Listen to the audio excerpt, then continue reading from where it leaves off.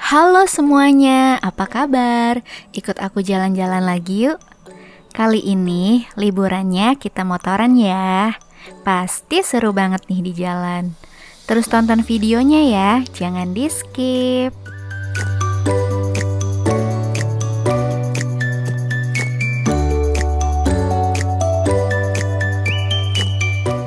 Dari rumah aku berangkat jam 4 pagi. Kalau berdasarkan Google Maps, perjalanan ini akan menempuh jarak sejauh 480 km dan membutuhkan waktu 11 jam dari Depok. Dari Depok, rute yang aku lewati pertama adalah lewat Jalan Raya Margonda, lalu belok ke arah Jalan Juanda. Setelah keluar kota Depok, untuk menuju Jalan Pantura, aku lewat daerah Cibubur dan belok kiri setelah sampai Simpangan Cilengsi dan lurus terus sampai Kalimalang. Sampai Pantura, aku sempatkan mampir untuk sholat subuh sebentar lalu melanjutkan perjalanan lintas provinsi melewati berbagai kabupaten dan kota. Sedikit penjelasan tentang Jalan Pantai Utara atau Jalur Pantura adalah ruas jalan yang berada sejajar dengan garis pantai di bagian utara Pulau Jawa. Merupakan jalur jalan strategis bagi kelancaran roda perekonomian dan sebagai jalur lintas provinsi yang menghubungkan 5 provinsi di Pulau Jawa dan dengan panjang total 1161,47 km. Jalan dari gelap menuju arah timur pastinya bakal ketemu sunrise ya. Kalau cerah pasti bagus banget. Pemandangan sawah di pinggir jalan dengan sunrise rasanya pengen berhenti sejenak nikmatin panorama. Tapi ingat pasti bisa nikmatin sunrise yang lebih bagus di Dieng. Perjalanan jauh apalagi pakai motor pastinya bakal jadi sahabat SPBU. Perjalanan ke tujuan kali ini kami pakai Pertamax ya. Dan pas sampai Dieng kami akan kasih lihat jarak yang ditempuh dan total pemakaian bahan bakarnya. Asiknya lewat Pantura sekarang ya gini. Sejak dibangunnya tol Trans Jawa, Jalan Pantura sekarang jadi sepi dan enak buat cruising. Bahkan kami hampir nggak nemuin bus akap. Jadi cuma ditemani sama angkot, truk, dan mobil-mobil niaga. Tapi walaupun gitu harus dipastikan yang bawa kendaraan harus fit dan selalu waspada. Karena lewat jalan yang lancar, cuma lurus aja pasti bakal bikin ngantuk. Makanya beberapa jam setelah melewati jalur ini, kami selalu mampir sebentar di minimarket buat ngopi dan ngemil. Untungnya sepanjang Jalan Pantura banyak banget minimarket di pinggir jalannya. Oh iya, perjalanan berangkat ini kami nggak mampir istirahat untuk makan berat ya. Jadi cuma mampir dengan total 3 kali ke minimarket aja. Jam 9 pagi kami sampai di daerah Kabupaten Cirebon dan masih terlihat Gunung Ciremai. Jadi pemandangan gunung pertama kami menuju Dieng. Sebelum lanjut lagi ke Jalan Pantura, kalian harus melewati kabupaten ujungnya dari Provinsi Jawa Barat yang satu ini. Dan benar ya kata orang kalau Cirebon itu sepanas itu, bukan mitos padahal baru jam 9 pagi. Jadi kami nggak mau lama-lama di sini, isi bensin sebentar dan langsung lanjut perjalanan. Keluar dari Provinsi Jawa Barat, kalian akan masuk ke Kabupaten Brebes. Dan ada beberapa kabupaten dan kota lagi menuju Dieng. Dan masih di jalur Pantura juga. Masuk di kota Tegal sepertinya nggak mau kalah sama Cirebon. Lihat aja jalanannya. Setelah melewati Tegal, kalian akan masuk di Kabupaten Pemalang. Di sini dan setelahnya Jalan Pantura lagi ada perbaikan jalan. Kami beberapa kali dialihkan masuk jalur kontraflow. Cuma berjalan sejauh 15 km, kalian akan langsung masuk di kota Pekalongan. Nah, kalau kalian mau pakai mobil ke Dieng tapi khawatir dengan jalanan yang ekstrim dan mau lewat jalan yang paling aman, kalian bisa keluar di gerbang tol Pekalongan dan lanjut ke Dieng via Kajen yang sudah aku pernah buat videonya. Kalian bisa klik video di atas atau buka channel aku ya. Kota Pekalongan juga nggak terlalu luas ya. Nggak lama dari Pekalongan, kalian masuk ke Kabupaten Batang. Nah, sampai sini kalian akan keluar dari jalur Pantura dan akan menuju Dieng via Bawang dan melewati tanjakan Kerakalan yang viral itu. Ikuti saja petunjuk jalan dari Google Maps sampai kalian ketemu sama gang kecil ini. Jalan masuknya memang sempit ya, tapi nggak jauh dari jalan masuk langsung ketemu jalan cukup lebar kayak gini kok. Aku mau kasih info nih, kalau aku touring boncengan pakai motor NMAX dengan total beban yang diangkut yaitu 2 orang dan barang-barang dengan total sekitar kurang lebih 150 kilo. Dan juga aku mau kasih tips nih kalau mau motoran lewat jalan ini ataupun jalan ekstrim lainnya. Yang pertama, sebelum masuk jalurnya pastikan bensin kendaraan kalian cukup. Karena jalan yang menanjak pasti akan cepat menguras isi tangki bensin. Lalu pastikan kampas rem kalian masih tebal dan kalau bisa pakai yang ori.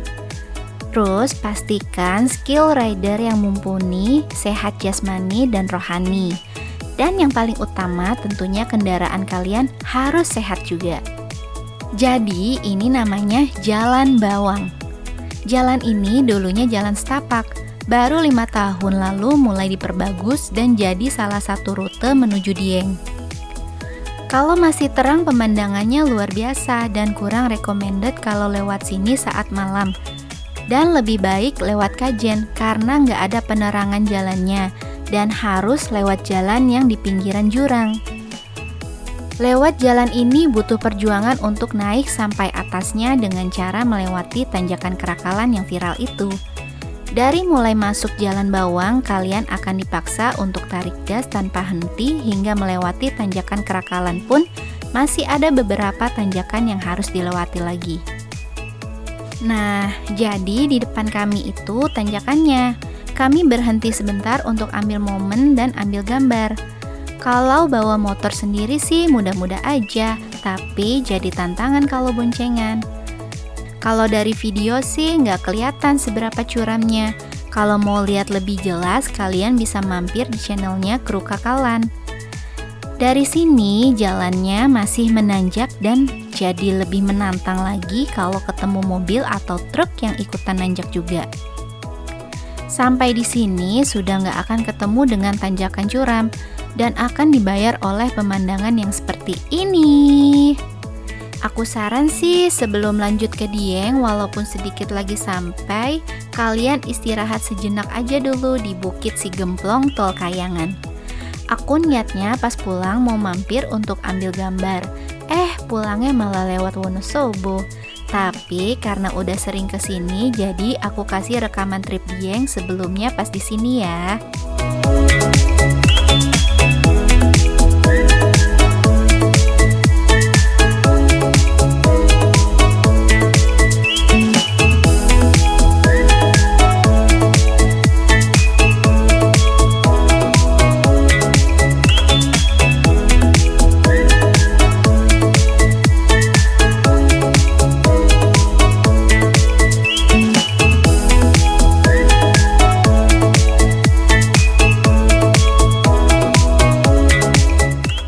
Akhirnya kita sedikit lagi sampai di Dieng, kurang lebih 5 km lagi. Di sini aku sempat berhenti di jalan karena udara yang sudah dingin, jadi ganti deh pakai jaket yang tebal. Udah kebayang belum gimana dinginnya? Nah, di sebelah kiri ini ada kayak pos pantau gitu. Ini tuh kawasan Kawah Sileri. Kawah Sileri merupakan kawah vulkanik aktif yang berada di wilayah dataran tinggi Dieng. Dari sini lurus aja terus sampai ketemu pintu masuk Kawah Sileri, belok kiri deh. Masya Allah, akhirnya ya kan sampai juga aku di Dieng jam 3 sore. Cuacanya lagi cerah banget di Dieng. Walau masih ada cahaya matahari gini, tapi tetap loh dinginnya udara di sini bikin geget. Nah, berikut aku info jarak dan konsumsi bensin dari rumah sampai Dieng. Di sebelah kanan adalah landmark Dieng Banjarnegara. Kalian kalau kesini jangan sampai skip foto di sini ya, karena rame banget, banyak yang mau foto di sini. Jadinya kami putuskan fotonya besok saja pas sepi. Karena aku tiba di Dieng sore hari, jadi langsung aja deh kita menuju ke homestay yang sebelumnya sudah kita booking dari jauh hari. Di Dieng, pilihan menginapnya hanya homestay dan villa ya. Tidak ada hotel dikarenakan pemerintah di sini memang tidak memperbolehkan untuk bangun hotel di sini. Bagus juga ya, jadi para masyarakat yang tinggal di Dieng berpenghasilan dari tempat tinggalnya yang mereka jadikan homestay. Homestay yang aku pilih kali ini tidak jauh dari landmark titik 0 Dieng Wonosobo. Lurus aja sedikit, nanti di sebelah kiri sudah terlihat homestaynya. Aku dapat harga per malam di homestay ini cuma 130.000 loh, murah banget kan? Fasilitasnya juga lebih dari cukup. Sudah ada water heater, wifi, dapur bersama, dan dekat sekali dengan kulinerannya. Jadi kalian gak bingung kalau mau beli makanan, tinggal jalan kaki aja, udah berjejer toko-toko makanannya. Kalau mau lihat detail homestay-nya, bisa cek TikTok aku ya. Nggak lama ngerebahin badan di homestay, aku langsung ajak suami buat makan.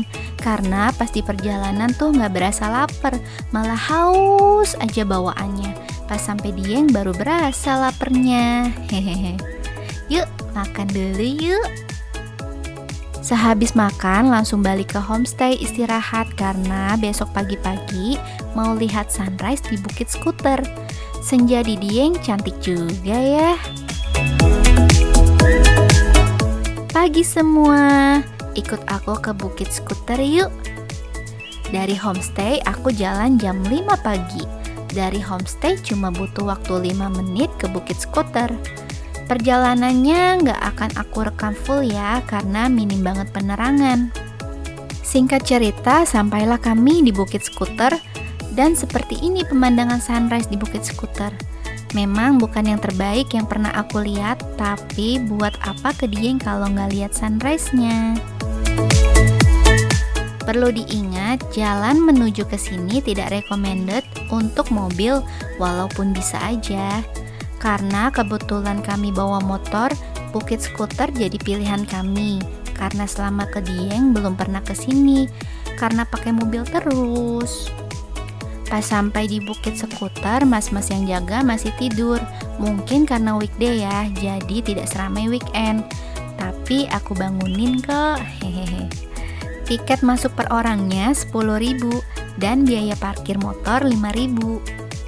Naik ke bukitnya cuma beberapa anak tangga kok, nggak tinggi-tinggi banget. Jadi masih aman lah ya dibanding Bukit Sikunir yang anak tangganya banyak banget, bikin ngus-ngusan. Kalian jangan lupa ya bawa jaket tebal karena di Dieng bisa 10 derajat ketika pagi hari. Bahkan bisa lebih di bawah itu kalau lagi dingin-dinginnya suhu di Dieng. Setelah dari Bukit Skuter, kami cari sarapan dulu sebelum kembali ke homestay untuk siap-siap check out dan melanjutkan explore wisata di Dieng. Tapi sampai homestay karena liburannya cuma berdua dan terlalu santai, jadi kami ketiduran deh. Sekitar jam 10 pagi kami check out dari homestay. Lupa bilang kalau kami rencananya mau liburan 3 hari 2 malam di Dieng. Tapi sampai Dieng belum punya pilihan untuk tempat menginap di hari kedua. Niatnya mau cari-cari glamping atau villa dengan best view, tapi sesulit itu cari penginapan dengan pemandangan terbaik di Dieng kalau tidak booking dari jauh-jauh hari. Akhirnya kami malah dapat glamping di Wonosobo yang nanti akan kami tampilkan ya. Karena masih jam pagi dan baru pertama kali ini ke Dieng naik motor, jadi kami cari-cari spot untuk foto. Kami mau coba ke Desa Sembungan, desa tertinggi di Pulau Jawa yang katanya punya sunrise terbaik. Kalau kalian baru pertama kali ke Dieng, wajib banget ya ke sini. Dan kalau bisa cari homestay langsung di sini, jadi keesokan paginya bisa coba summit ke Bukit Sikunir.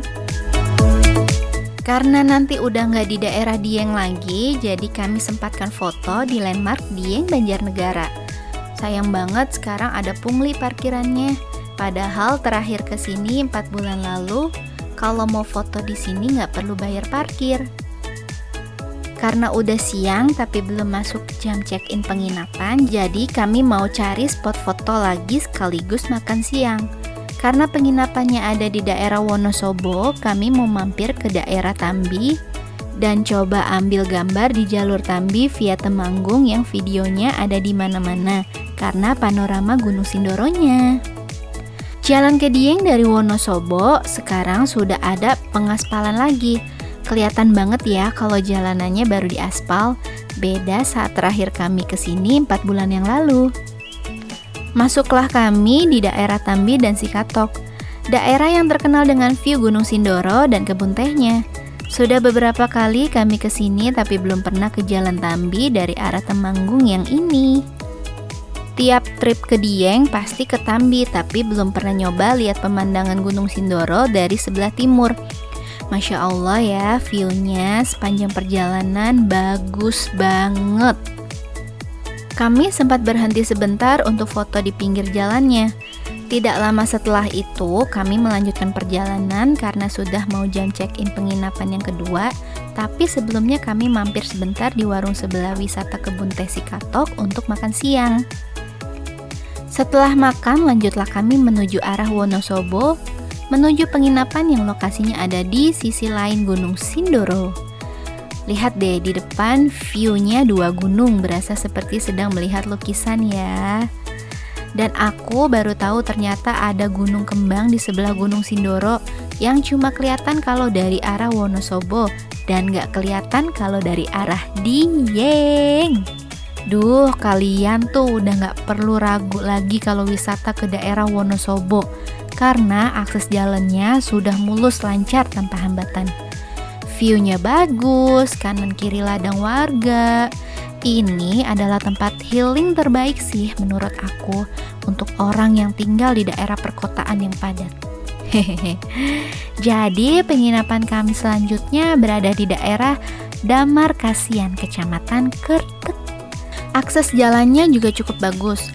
Kalian gak akan bosan karena sepanjang jalan dikelilingi kebun teh yang hijau. Nah kan, di sebelah kiri atas sudah terlihat penginapannya. Yuk ikutin aku terus. Jalan masuknya masih lurus ke depan ya. Nanti ada plangnya di sebelah kiri 200 meter menuju si kembang glamping. Yeay! Tapi hati-hati ya, karena jalan masuknya hanya cukup dilalui untuk 1 mobil dan masih bebatuan, jadi agak goyang-goyang gitu. Dan juga jalan ini jadi jalan masuk menuju wisata Gunung Cilik. Glamping ini mempunyai peraturan waktu check-in yang agak aneh, yaitu di jam 3 sore. Kami sampai di sini jam 2, tapi untungnya tendanya sudah siap. Mungkin karena weekday ya. Nah, ini tenda yang kami pesan. Ini tipenya Indian Triple Private Bedroom dan cuma satu-satunya posisinya di pojok pula. Harga per malamnya 500.000 untuk weekday. Kamar ini diperbolehkan maksimal untuk 3 orang dan sudah termasuk sarapan untuk 3 orang juga. Saat check-in akan ditanya mau dapat sarapan untuk berapa porsi. Karena kami hanya berdua dan gak mau rugi, jadi tetap minta sarapan untuk 3 orang. Hehehe. Oh iya, tipe yang aku sewa ini toiletnya private, jadi tidak sharing dengan orang lain ya. Ini tuh gak berasa glamping tahu.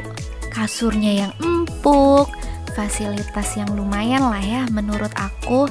Yang bikin terpesonanya lagi adalah view di depan glampingnya, langsung menghadap gunung.